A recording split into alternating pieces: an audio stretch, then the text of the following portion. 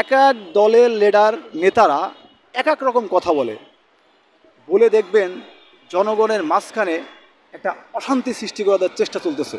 এই যে ছোট বলেন বড় দল বলেন, এক একজন বক্তা এক একজন নেতা নয়া নয়া নেতা হয়েছে, এক এক রকম কথা বলে।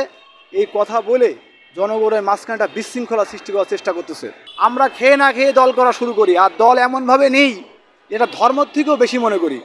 দলের কথায় বললে কারো হপ করে মাথায় লাঠি মারি, দলের বিরুদ্ধে কথা বললে কিংবা দল ব্যাপারে কথা বললে একজনের মানে মারতে যায়। অথচ আমাদের যে মূল সত্যগুলা আমাদের শুধু ঢাকায় পড়ে যায়, চাপায় পড়ে যাচ্ছে। গঠন করছে ছাত্র বৈষম্য বিরোধী আন্দোলন, তাদের ভূমিকা আছে দেশে, দেশপ্রেমিক। তারা অর্থলোভী না, হাসনাত আবদুল্লাহ অনেক দেশপ্রেমিক। এদের এই দল সুসংগঠিত হবে ইনশাল্লাহ, অবশ্যই হবে, হবে না কেন? তাদের দ্বারাই সম্ভব। আর দেশে ক্ষমতা থাকা অবস্থায় শহীদ প্রেসিডেন্ট জিয়াউর রহমানও বিএনপি প্রতিষ্ঠা করছিল। জিয়াউর রহমানের মানচিত্রে, বাংলাদেশের মানচিত্রে জিয়াউর রহমান নাম স্বর্ণ করে লেখা থাকবে। তিনি করে নাই? অবশ্য করছে।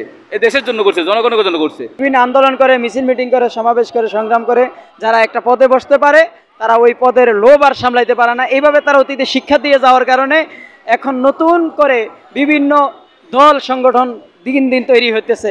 তাদের একটাই উদ্দেশ্য, তারা দুনিয়াবি উদ্দেশ্য হাসিল করার জন্য। কিন্তু আমাদের দেখলাম যে পীর সাহেব চরমনাই সহ আরও যারা ইসলামী বড় বড় পর্যায়ে আন্দোলনে করে তারা সফলতা অর্জন করেছেন, তাদের লক্ষ লক্ষ কর্মী আছে, লক্ষ লক্ষ ভোটার আছে সারা দেশে।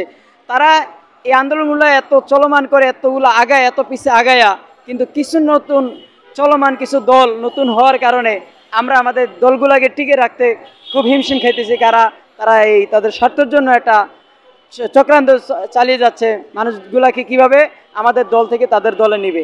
রাজনৈতিক দলের নতুন প্রয়োজন আছে, কিন্তু দেশের মানুষের প্রত্যাশা আর চাওয়াটা হচ্ছে যে কথা কাজে মানুষের জনগণের সার্ভিসটা কথা থেকে কাজটা সঠিক রাখা বা করা, কাজ দেখানো, কথা বলানো নতুন দলের প্রয়োজন আছে।